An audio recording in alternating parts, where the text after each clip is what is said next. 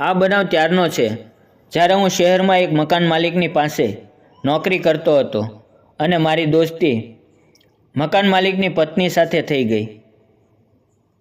મિત્રો, મારું નામ સમીર છે અને હું એક દુકાનમાં કામ કરતો હતો.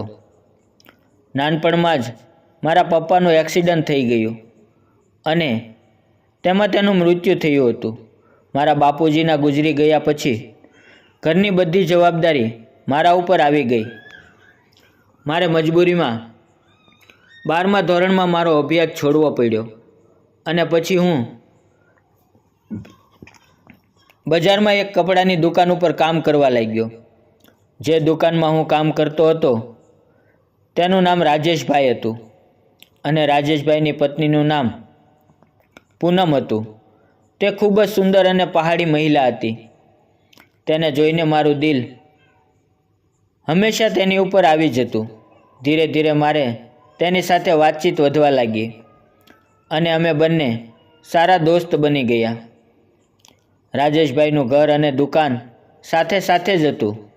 હું રોજ સવારે તેના ઘરે જતો અને દુકાનની ચાવી લાવતો, દુકાન ખોલતો અને સફાઈ કરતો.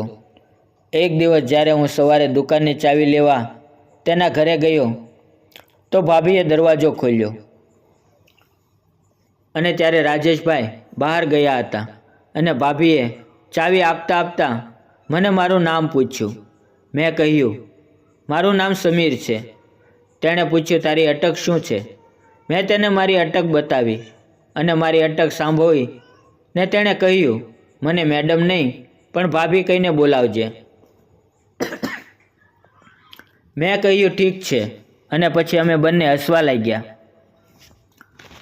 પૂનમ ભાભી જોવામાં ખૂબ જ સુંદર હતા અને તેના ચહેરા પર અમીરીની છટા સાફ દેખાતી હતી. હું રોજ તેના ઘરે દુકાનની ચાવી લેવા જતો.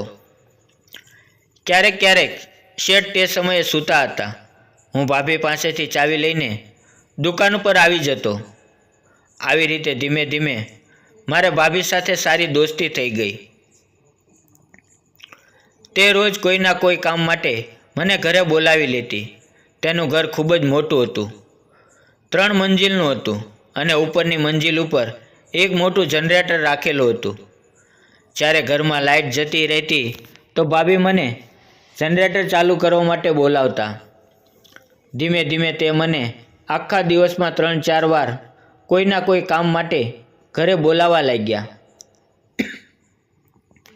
મને પણ તેને ઘરે જવાની ખૂબ જ મજા આવતી કારણ કે પૂનમ ભાભીની ખૂબસૂરતી જોઈને મારું મન આનંદિત થઈ જતું. તે મને રોજ રોજ હવે ખૂબ જ વહાલી લાગવા મળી. મારા મનમાં એમ થતું કે હું એનાથી દૂર જ ન જાઉં, તેની પાસે રહું. એક દિવસ બપોરના સમયે પૂનમ ભાભી રાજેશભાઈને ફોન કર્યો અને મને ઘરે બોલાવ્યો અને ભાભીએ ભાઈને કહ્યું કે તેની સાથે જ્યુસ મોકલાવજો. રાજેશભાઈએ મને પૈસા આપ્યા અને કહ્યું કે તારા ભાભી માટે જ્યુસ લઈને ઘરે જા. હું ખુશી ખુશી જ્યુસ લઈને તેના ઘરે ગયો. તે દિવસે ભાભીએ મને કહ્યું, તને ખોટું ન લાગે તો હું એક વાત પૂછું? મેં કહ્યું, હા ભાભી, પૂછો ને. ભાભીએ કહ્યું, તારે કોઈ દોસ્ત છે? હું શરમાતા શરમાતા બોલ્યો, નથી ભાભી, મારે કોઈ દોસ્ત નથી.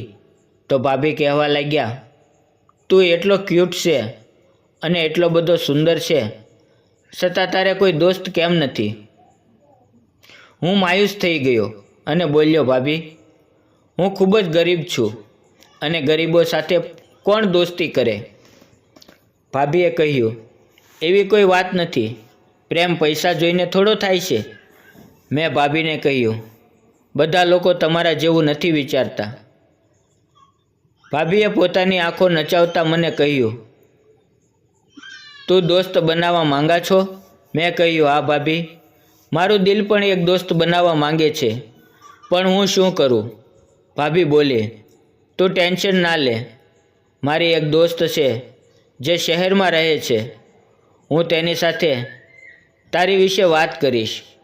હું મનમાં ને મનમાં ખૂબ જ ખુશ થઈ ગયો. થોડી વાર પછી મેં ભાભીને કહ્યું, તમે મારા વિશે તો બધું પૂછી લીધું. તમે જણાવો શું શેઠ તમને ખુશ રાખે છે? ભાભી બોલી, હું તને શું બતાવું? તે મને ખુશ પણ નથી રાખતા અને ઉદાસ પણ નથી રાખતા. મેં તેને કહ્યું, આનો મતલબ? ભાભીએ કહ્યું, જ્યારે પણ તારા ભાઈ મને ખુશ રાખવા મહેનત કરે છે પણ તે એકદમ થાકી જાય છે અને પછી તે મોઢું ચડાવીને સૂઈ જાય છે. મેં કહ્યું, તો પછી શેઠને કોઈ દવા આપી ગયો? ભાભી બોલ્યા, તેણે ઘણી બધી દવા કરાવી પણ દવાથી કોઈ ફાયદો નથી થયો. હવે તો બસ દુનિયાને દેખાડવા માટે જ ઉપર ઉપર ખુશ રહીએ છીએ. મેં કહ્યું, કોઈ વાંધો નહીં ભાભી, ક્યારેક તો દવા પોતાનું કામ કરશે. મને સમજમાં આવી ગયું હતું કે ભાભી અંદરથી ખૂબ જ અધૂરા છે અને શેઠ ફક્ત જોવામાં જ મજબૂત અને તંદુરસ્ત દેખાતા હતા, પણ તેની અંદર તાકાત ન હતી. આમ જ થોડા દિવસો વીતી ગયા અને ભાભીએ તેની વાતનો કોઈ જવાબ આપ્યો નહીં. એક દિવસ બપોરે જ્યારે સામાન લેવા માટે ભાભીએ મને તેના ઘરે બોલાવ્યો તો મેં તેને દોસ્ત વાળી વાત યાદ દેવડાવી. તેણે પણ એકદમ યાદ કરતાં કરતાં કહ્યું, અરે હા, મેં તેને પૂછ્યું હતું. હું ખૂબ જ ખુશ થઈ ગયો. તે બોલ્યા, તો તેણે શું કહ્યું? તો ભાભી બોલ્યા, અરે યાર, તને શું બતાવું? તેણે ના પાડી દીધી. મારું દિલ તૂટી ગયું અને મન ઉદાસ થઈ ગયું. ભાભીએ કહ્યું, કાંઈ વાંધો નહીં, તું મન નાનું ન કર. હું તારી દોસ્તી જરૂર કોઈ સાથે કરાવીશ. તારે તારા ભાભી ઉપર ભરોસો રાખવો પડશે. મારા શેઠ દર રવિવારે પોતાના ગામડે જતા. ત્યાં તેને ઘણી બધી જમીન હતી. તે ત્યાં જઈને ખેતીવાડીનો હિસાબ કિતાબ કરતા અને દુકાન રવિવારે બંધ રહેતી. એટલે હું ક્યારેક ક્યારેક ઘરના કામમાં મદદ કરવા માટે ભાભીના ઘરે જતો.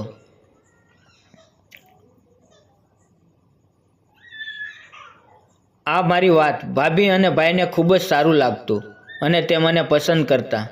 જ્યારે પણ હું ભાભી પાસે ફિલ્મ જોવા માટે પૈસા માંગતો તે મને પૈસા પણ આપતા.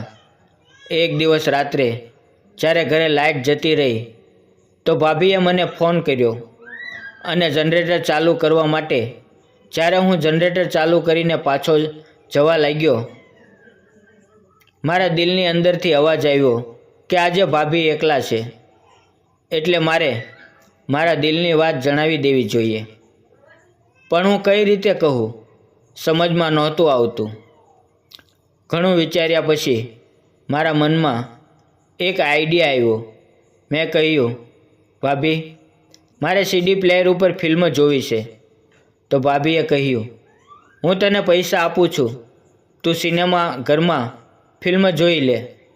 મેં ભાભીને કહ્યું, મારે પેલી રાજા બાબુ ફિલ્મ જોવી છે.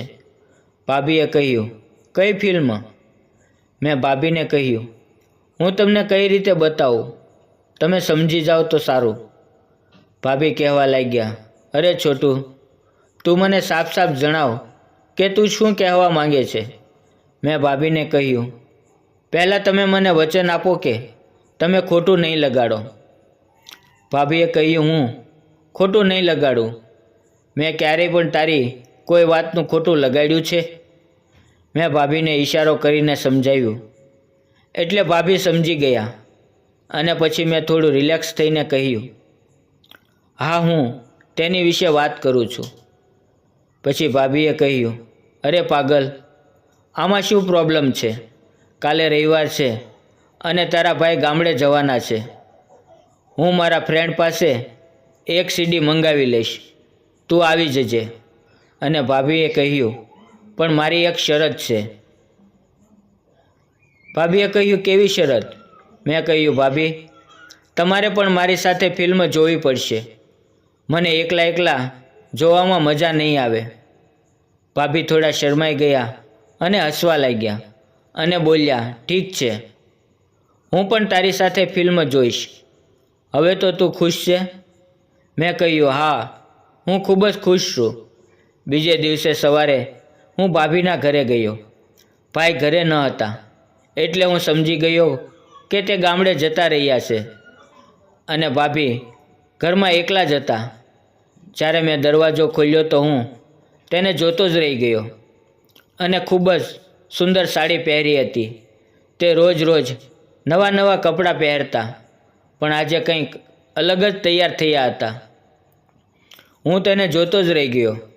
ભાભીએ મારા ગાલ ઉપર ટપલી મારી અને કહ્યું, ક્યાં ખોવાઈ ગયો?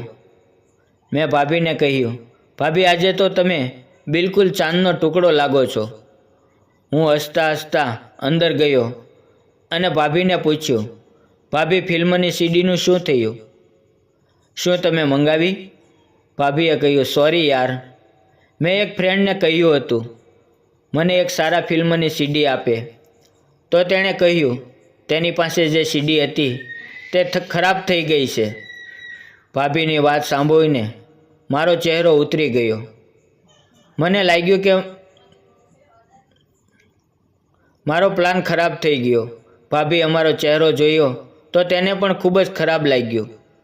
પરંતુ પછી ભાભીએ જે કહ્યું તે સાંભળીને હું હેરાન થઈ ગયો. ભાભી બોલ્યા, મૂવીની સીડી નથી તો શું થયું? અને તું મૂવીની અંદર શું જોવાનો? સાચો અનુભવ તો અસલ જિંદગીમાં જ થાય છે અને આજે તને તે સમય મળવાનો છે. જો હું તને મારી મૂવી બતાવવાનો મોકો આપું તો શું તું અભિનય કરવા માંગીશ? મને મારા કાન ઉપર વિશ્વાસ નહોતો આવતો. મેં વાર લગાડ્યા વગર ભાભીને કહ્યું, ભાભી, મેં ક્યારે પણ તમારી વાતને ઠોકર મારી છે? અને પછી આગળની વાર્તા સાંભળવા માટે વિડીયોને લાઈક અને ચેનલને સબસ્ક્રાઈબ જરૂર કરજો. આવતીકાલે જરૂર જુઓ આ વિડીયોનો બીજો ભાગ. વિડીયો પૂરેપૂરો જોવા બદલ તમારો ખૂબ ખૂબ ધન્યવાદ.